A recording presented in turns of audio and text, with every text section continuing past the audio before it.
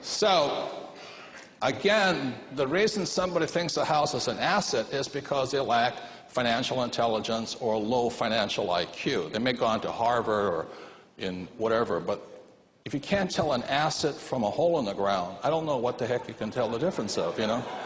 So, it's really quite simply the most important word, for those of you in business or finance know, the most important word is not income, expense, asset, liability. The most important word in the English language for the rich is a word called cash flow.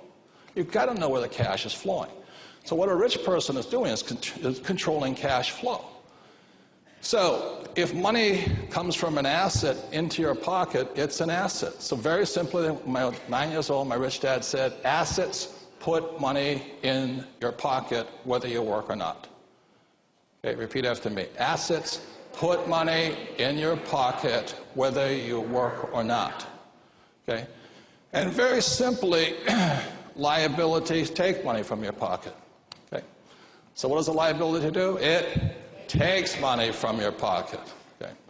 So the way you know you have an asset or a liability is very simply this. If let's say you're married with 3 kids and all this stuff, and you stop working, the money coming in is money from an asset, and the money going out is money from a liability. So if you happen to have a little house sitting over here, and it's sucking cash out of your pocket every month, it's a liability. And that's what I was saying. And I got hammered for that in the press. Today, with the subprime mess, you know, it's proven that millions and millions and millions of people who thought they were buying the asset, the American dream, were really buying a liability. And it's not that real estate is good or bad.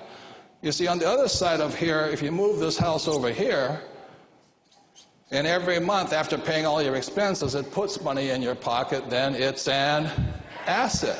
So anything can be an asset or a liability. It's not real estate. It's nothing like this. You know, I write this book here, and it's been on New York Times bestseller for almost 7 years now.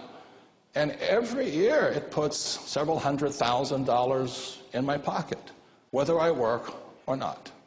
That's an asset. So anything can be an asset, you know. So when I was doing this talk in Singapore, and I said, how many of you can name an asset?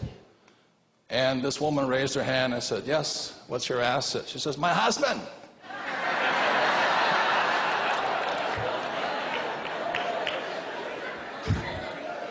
And I said, no, ma'am, I'm talking about an inanimate object. She says, well, he's inanimate. So just think of it this way. Assets, put money in your pocket. Liabilities, take money from your pocket. So this was the big difference between my poor dad and my rich dad. My poor dad was always telling me to get a high-paying job. Now, nothing wrong with it.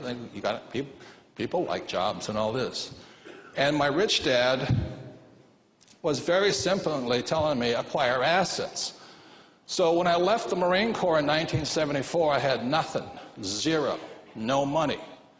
But I knew I had a plan. I knew what I was going to do. And the number one thing I was going to do was build my business. Second, I was going to buy real estate. And third, I was going to buy paper assets. Today, also commodities, gold, silver, oil, and gas. Okay?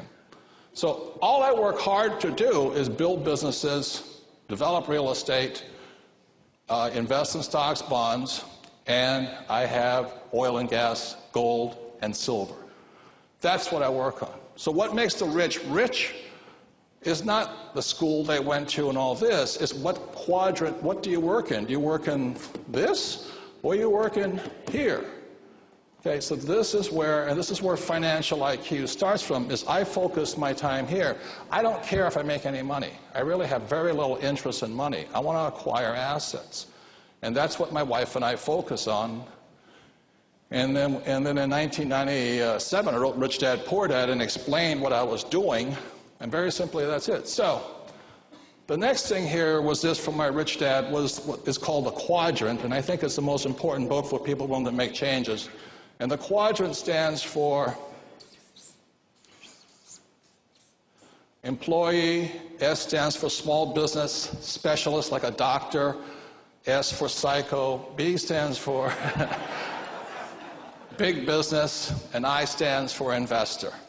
So the other difference was my poor dad always said to me, said, son, go to school so you can get a job. So from the time most people are born, they're programmed to be employees, to work for the rich.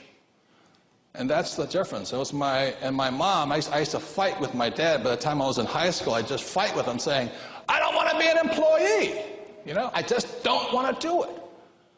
And I was flunking out of high school and all this stuff because I couldn't write, which is interesting.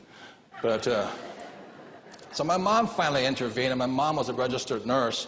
And she says, Robert, stop arguing with your dad. If you want to be rich, go to school and become a doctor. I said, Mom, there's only one problem. She says, what's that? I says, doctors are smart. She says, you got a good point there. You don't. So early on in my life, I knew I wasn't going to survive here. It was obvious to me. So I've only had a job for 4 years, and that was with Xerox. I went to Xerox for the skills, an entrepreneurial skill, learn how to sell. So on the other side of it, my rich dad says to me, he says, Robert, are you basically lazy? I said, yeah. And he says, are you incompetent? I said, yeah. And you're not very bright, are you? I said, no. He says, good, you'll do well in business here.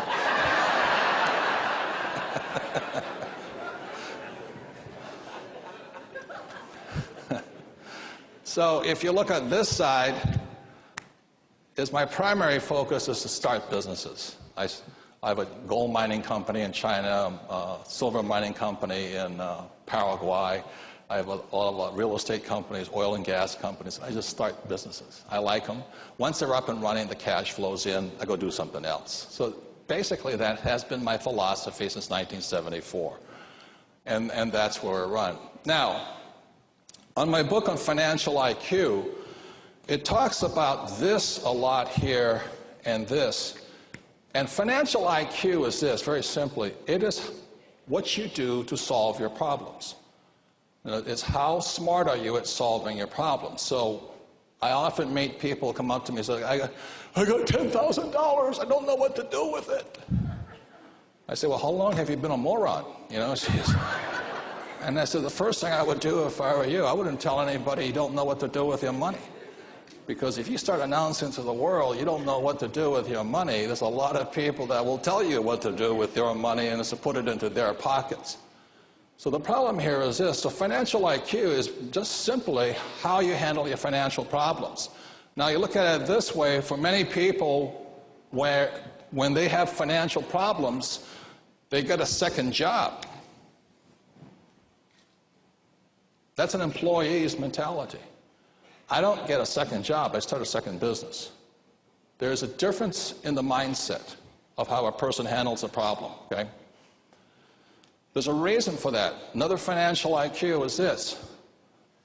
How do you protect your money? The biggest predator in the world is the U.S. government. They will take your money. The problem with making money in this quadrant here and this quadrant here is that these are the most highly taxed quadrants. Now, I'm not against paying taxes. I'm just not want to let them go without a fight somewhere along the line. So the problem with these guys here is they're taxed to at least about 50%. And over here, these are the doctors, lawyers, and accountants. They're taxed horribly. It's just terrible. The laws are horrible for these guys. Over here, I can pay 0% and 0%. The most important thing you can tell your friends is get off your butt and start your own business. Even if it's at home. Even if it's on your dining room table. Kim and I, my wife, started Rich Dad, Poor Dad on our kitchen table. And at a pizza parlor. We had a great time. But once you understand business, the moment you shift from here to here, the tax laws swing in your favor. The moment you tell a kid, go to school and get a job,